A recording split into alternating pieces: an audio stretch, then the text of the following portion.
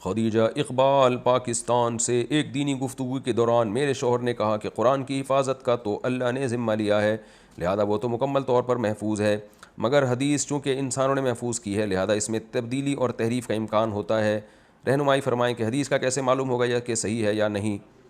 یا کسی انسان نے خود سے بنا لی ہے۔ دیکھیں، قرآن کی حفاظت کا اللہ نے وعدہ کیا اور ساتھ ساتھ اسلام کی حفاظت کا بھی اللہ نے وعدہ کیا ہے، کیونکہ آخری دین اسلام ہے۔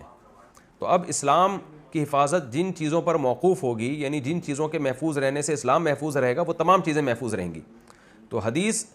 اسپیسیفک کسی خاص حدیث کے بارے میں تو کہا جا سکتا ہے کہ اس میں ہو سکتا ہے راوی سے غلطی ہو گئی ہو، یا یہ حدیث کے راوی نے جو ہے وہ غلط بیانی سے کام لے لیا ہو، کسی خاص حدیث میں تو یہ بحث ہو سکتی ہے، لیکن اوور آل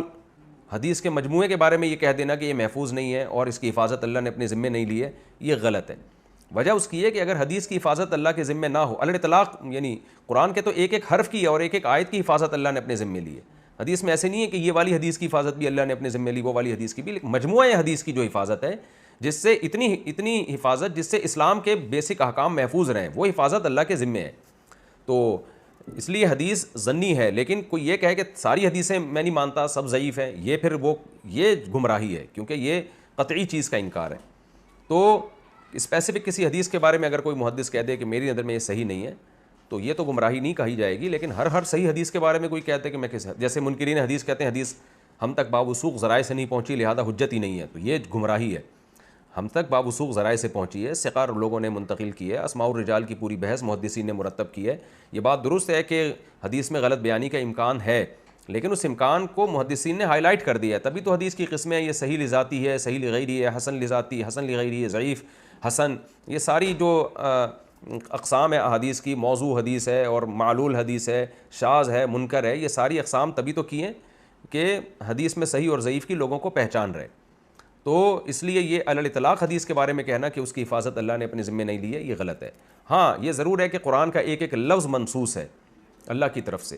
ایک ایک حرف جو ہے وہ محفوظ ہے۔ تو حدیث میں اس طرح نہیں کہا جا سکتا کسی خاص حدیث کے بارے میں کہ یہ والی حدیث کا ایک ایک حرف 100% بالکل یقینی طور پر محفوظ ہے۔ ظاہر ہے انسان نے بیان کیا، انسان سے سنا، تو اس بیان میں بعض دفعہ غلطی کا امکان ہوتا ہے، مگر کبھی بھی امکان کی بیس پہ کسی کی بات کو رد نہیں کیا جاتا جب تک کہ وہ امکان مضبوط نہ ہو۔ کسی معتبر آدمی نے آپ کو آ کے خبر دی ہے کہ فلاں جگہ مت جانا، فلاں جگہ جو ہے فائرنگ ہو رہی ہے،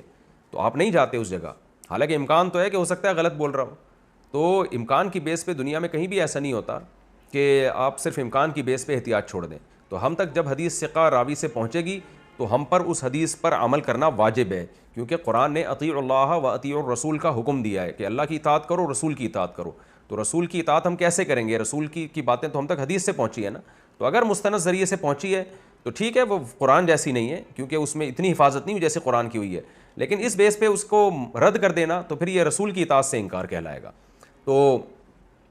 کیونکہ اگرچہ قرآن جیسی حفاظت نہیں ہے، لیکن بہرحال